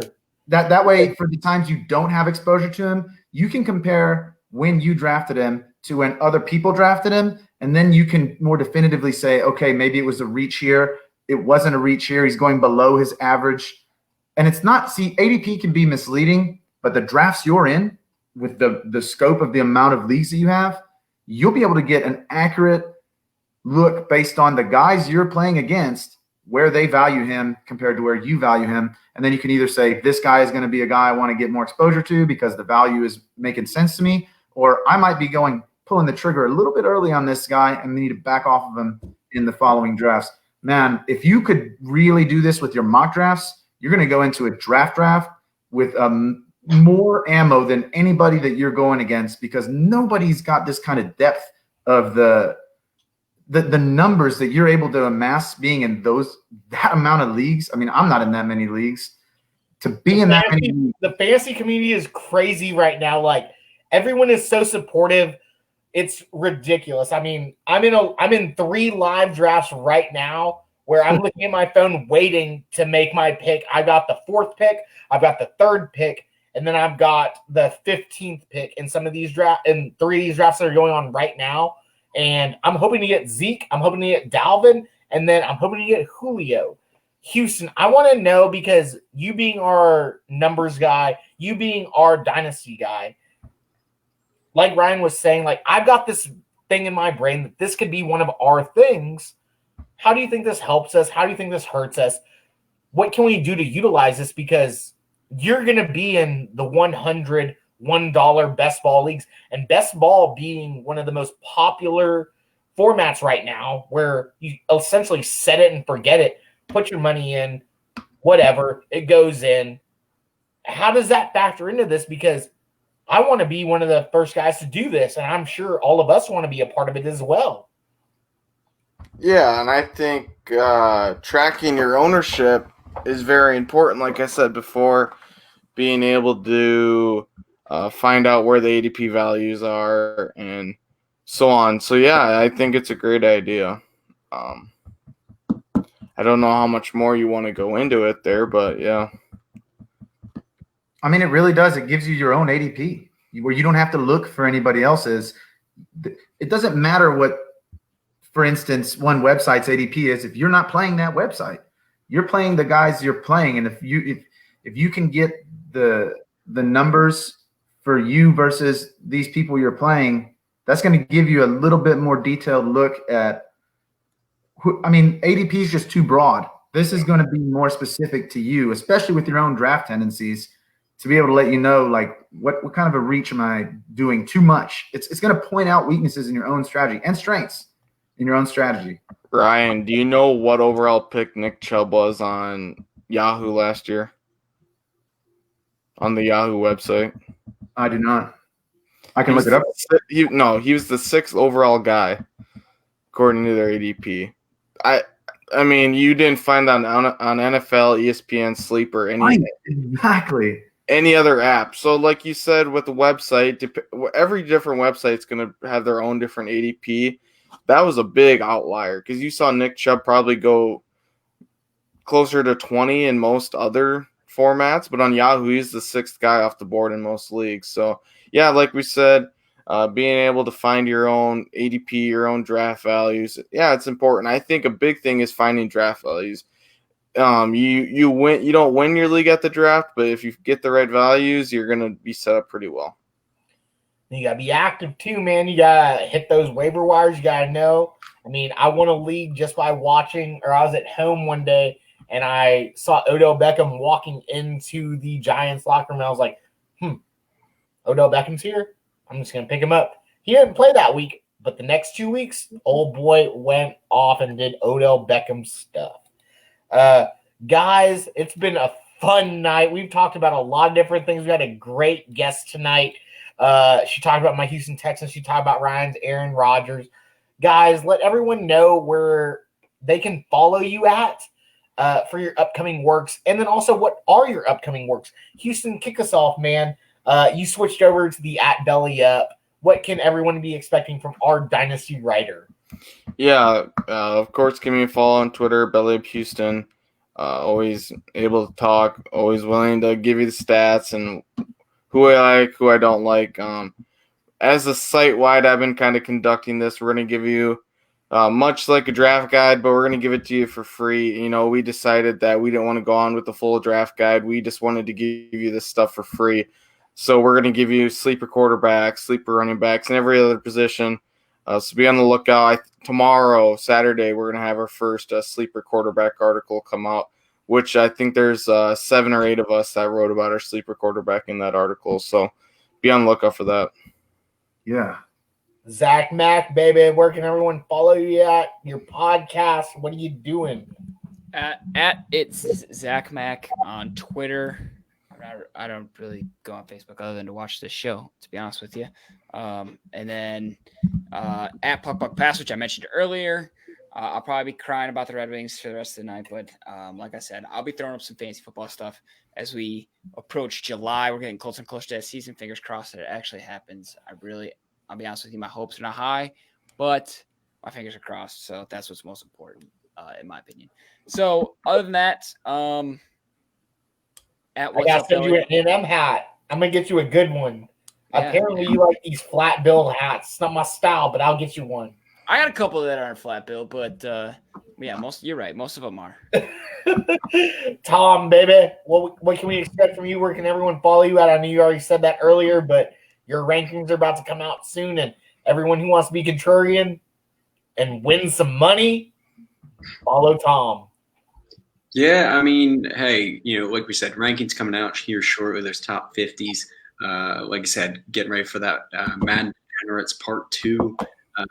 Be getting that going again shortly. Probably gonna get a PlayStation 1 going too if we have enough people. I don't know exactly how many people at Belly Up got PlayStations. I know, Zach, you have one. So Houston, there we go. So we got at least 2 people. Great. But we can get that rolling again here. And then at Belly Up Tom on Twitter, at Belly Up Football as well. Personally, I'm looking to start the hashtag Lamar Jackson is overrated hashtag. Get that going for the year. So if you disagree with that, at Belly Up Tom, let me hear it. Under 32.50 for yardage this year. I'll leave it at that. Just mic drop it. Ryan, what do you got, man? You can follow me at Real Ryan Hicks. I'm actually should have an article coming out tomorrow morning about why you shouldn't be reaching on tight ends early in the draft. Also, I'm really looking forward to doing the sleeper stuff with Houston. Like you said, we got the QBs coming out, and then just keep an eye on the consensus rankings. Tom's getting in on it. Keep the mock drafts happening on Saturdays. Follow that up. We're doing the work for you guys. Instead of you having to do all these mocks, we'll do the work for you. And then you can see what we're doing and figure it out from there. And then just stay. Belly Up Sports has a ton of stuff. Belly Up Fantasy Sports has a ton of stuff. If you want to stay up to date on for me, for the fantasy sports, you know where to go. We have a website, we have our consensus rankings, we have the Twitter. Get on, engage with us. I love the feedback. Unless we're talking about, man, I had a feedback on Tom Brady. People were getting ready to string me up. It was kind of crazy. I won't talk about Brady anymore, I guess. But I love the feedback. I love talking football. Let's talk football or any sport. We don't have it, so we got to talk about it. Dude, I love it. Everyone in our live comments, thank y'all so much. Michael, Courtney, Scott, we love you guys for commenting with us and being here the entire show with us.